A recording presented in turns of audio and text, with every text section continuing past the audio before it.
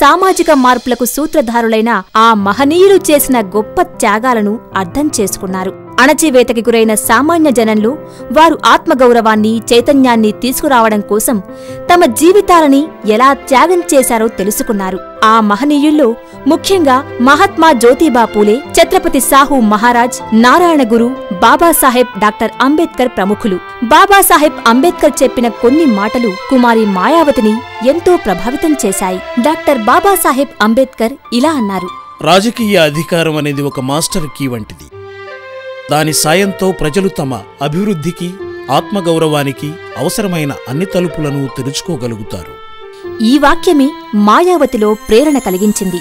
ప్రభుత్వోద్యోగం చేయాలన్న ఆలోచన కట్టిపెట్టి రాజకీయాల్లో ప్రవేశించి అధికారాన్ని చేజిక్కించుకోవాలనుకున్నారు కుమారి మాయావతి. అధికారంలో ఉంటే బహుజన సమాజానికి అవసరమైన రాజకీయ, సామాజిక, ఆర్థికాభివృద్ధికి ద్వారాలు తెరవడానికి అవకాశం ఏర్పడుతుందని నమ్మి ఆచరణలో నిరూపించారు.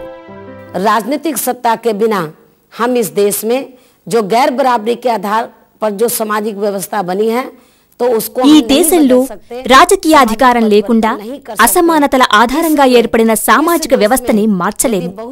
సరైన సామాజిక పరివర్తన తీసుకురావాలంటే దేశంలోని రాజకీయ అధికారం తాలూకు మాస్టర్ కీని బహుజనులు తమ చేతుల్లోకి తీసుకోవాలి. ఈ మాట బాబాసాహెబ్ అంబేద్కర్ జీవించి ఉండగా అనేకసార్లు చెప్పారు. डॉक्टर अंबेडकर ने अपने जीते जी बहुजन समाज के लोगों को सलाह के तौर पर రాజకీయాల్లోకి నేరుగా అడుగుపెట్టే ముందు కుమారి మాయావతి బహుజన సమాజం తాలూకు రాజకీయేతర మూలాల్ని యువతలో బలంగా నాటడానికి, వారిలో పోరాటం చేయాలనే భావాన్ని కలిగించడానికి బాంబ్ సేఫ్, BS4 సంస్థలలో చేరి పనిచేశారు. ఆ అనుభవంతో బహుజన్ సమాజ్ పార్టీలో చేరి రాజకీయాల్లో చురుగ్గా పనిచేశారు. ఈ 3 సంస్థల స్థాపకులు మాన్యులు శ్రీ కాన్షీరామ్ గారు. వారు పంజాబ్ రాష్ట్రంలోని రోపట్ జిల్లాలో ఖాస్పూరా అనే పల్లెటూరులోని దళిత కుటుంబంలో జన్మించారు. శ్రీ కాన్షీరామ్ గారు 1978వ సంవత్సరం డిసెంబర్ నెల 6వ తేదీన బాంబ్సెఫ్, 1981వ సంవత్సరం డిసెంబర్ నెలలో BS4 సంస్థల్ని స్థాపించిన తరువాత 1984వ సంవత్సరం ఏప్రిల్ నెల 14వ తేదీన బహుజన సమాజ్ పార్టీని రూపొందించారు. కాన్షీరామ్ తర్వాత పార్టీకి కుమారి మాయావతి గారిని మాత్రమే అధ్యక్షురాలిగా నియమించారు. కాన్షీరామ్ గారికి మాయావతి వ్యక్తిత్వంలో ఎంతో శక్తి సామర్థ్యాలు గల ఒక వారసురాలు కనిపించింది. ఎంతో వ్యతిరేకత, ఘర్షణ వాతావరణంలో కూడా కుమారి మాయావతికి రాజకీయ ఎదుగుదలకు అవసరమైన అవకాశాలను కల్పిస్తూ వచ్చారాయన. ఆయన మద్దతు, సహకారం, వెన్నుదన్నుల వల్లనే ఆమె అంత పెద్ద రాష్ట్రమైన ఉత్తరప్రదేశ్కు 4 సార్లు ముఖ్యమంత్రి కాగలిగారు. ఆమె అధికారంలోకి వచ్చాక తన మాస్టర్ కీతో కేవలం దళిత వర్గాలనే కాక సమాజంలోని ఆర్థికంగా వెనుకబడి ఉన్న అన్ని వర్గాలను మార్చడానికి ప్రయత్నిస్తున్నారు. సమాజంలో పరివర్తన తీసుకురావడానికి రాజకీయ అధికారాన్ని నేను ఒక మాధ్యమంగా భావిస్తాను. నా ప్రధాన లక్ష్యం పెద్ద పదవిని సంపాదించడమో, అధికారాన్ని చేజిక్కించుకోవడమో, ఆస్తులు కూడబెట్టడం కాదు. అధికారం కేవలం మేము తీసుకురావాలని భావిస్తున్న సామాజిక మార్పుకి ఒక మాధ్యమం మాత్రమే. ఈ మార్పు వల్ల దళితులకు, పీడిత వర్గాలకు, ఆర్థికంగా వెనకబడిన వారికి, అల్పసంఖ్యాకులకు, మహిళలకు ఆత్మాభిమానంతో, ఆత్మగౌరవంతో గౌరవంగా జీవించే అవకాశాన్ని కల్పిస్తుంది. ఇటువంటి మార్పుల గురించే మన మహనీయులు కలలుగన్నారు. 1995వ సంవత్సరంలో ఆమె మొదటిసారి పదవి చేపట్టినప్పుడు ఉత్తరప్రదేశ్ సామాజిక, ఆర్థిక రంగాల్లో, శాసన ప్రణాళికల్లో సమూలమైన మార్పులు తీసుకువచ్చి ఆ రాష్ట్ర రేఖాచిత్రాన్నే పూర్తిగా మార్చివేశారు. అన్ని వర్గాల అభివృద్ధిని తన బాధ్యతగా స్వీకరించారు. పరిపాలనా రంగంలో ఒక కొత్త సామాజిక చైతన్యాన్ని జాగృతం చేశారు. అభివృద్ధికి దూరంగా ఉన్న వాళ్ల గురించి ఆలోచించడం అత్యవసరమనే ఆలోచనని తన కింద పనిచేసే అధికారులందరూ అంగీకరించి ఆచరించేలా తగిన చర్యలు తీసుకున్నారు. భూములు లేని పేదవారికి ప్రభుత్వ భూముల్ని పంచారు. అలా చేయటం వల్ల దళితులు, బలహీన వర్గాల వారు అభివృద్ధిని సాధిస్తారని ఆమె ఆలోచించారు. ఈ పథకం వల్ల ఎంతోమంది పేదవారికి భూములు దొరికాయి. ఆర్థికంగా బాగుపడటానికి మార్గాలు తెరుచుకున్నాయి.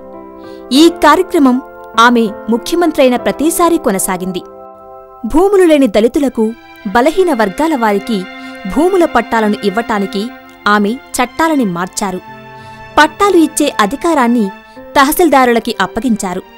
అంతేకాదు, హైకోర్టు అనుమతితో పట్టాలని అందజేసే అధికారాన్ని కోర్టులు ఉపజిల్లా అధికారులకిచ్చాయి. దీనివల్ల పట్టాల విషయం స్థానికంగా నిర్ణయించే వెసులుబాటు ఏర్పడింది. దీనివల్ల భూమి పట్టాలు కావలసిన ప్రజలు మండలాల్లోని ప్రధాన కార్యాలయాల చుట్టూ, కోర్టుల చుట్టూ తిరిగే పని తప్పింది. భూ సంస్కరణలను వేగంగా ముందుకు తీసుకొస్తూ కుమారి మాయావతి భూపట్టాలున్న దళితులకు భూమిపై అధికారం ఇవ్వటానికి ఒక చారిత్రాత్మకమైన పోరాటాన్ని ప్రారంభించారు.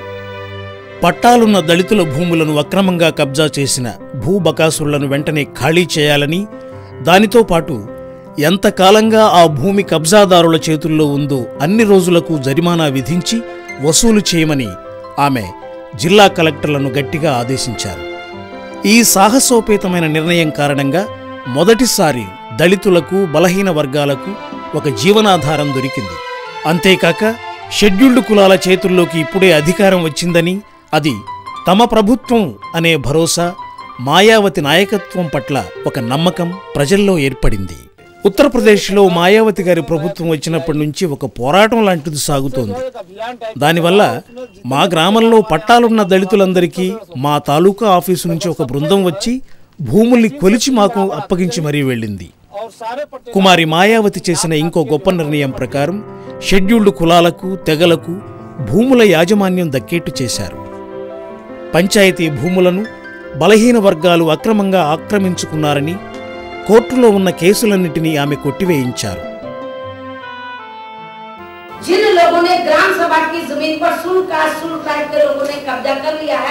పంచాయతీ భూములను కబ్జా చేసిన షెడ్యూలు కులాలకు ఆ భూముల మీద యాజమాన్య పట్టాలు ఇవ్వాలి. 1995వ సంవత్సరం జూన్ 3వ తేదీ నుంచి 2002వ సంవత్సరం మే 1 మధ్య కాలంలో భూములను ఆక్రమించిన అందరికీ వెంటనే పట్టాలను ఇవ్వాలని ఇప్పుడు నా కొత్త ప్రభుత్వం నిర్ణయించింది.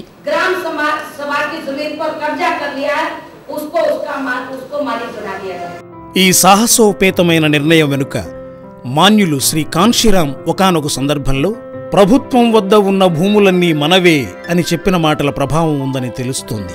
దళితులు, బలహీన వర్గాలు అభివృద్ధి చెందడానికి కుమారి మాయావతి చేపట్టిన డాక్టర్ అంబేద్కర్ గ్రామాభివృద్ధి పథకం అన్ని ప్రభుత్వ పథకాల్లో గొప్పది. ఆ పథకం ద్వారా మాయావతి తన లక్ష్యాన్ని సాధించారు. ఆమె ముఖ్యమంత్రిగా 3 సార్లు ఎన్నుకోబడ్డ సమయంలో ఈ పథకం కింద 28,419 గ్రామాలను అభివృద్ధి పథకానికి దత్తత గ్రామాలుగా ఎంచుకున్నారు. ఈ గ్రామాలలో దళితులదే అధిక జనాభా.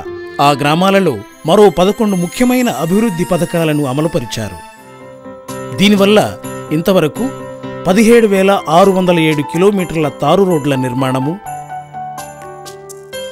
14,885 కిలోమీటర్ల కాలువలు, ఇటుకతో కట్టిన గోడల నిర్మాణము, 5,22,009 శుభ్రమైన మరుగుదొడ్ల నిర్మాణము, 76,193 ఉచిత బోరింగులు, 98,000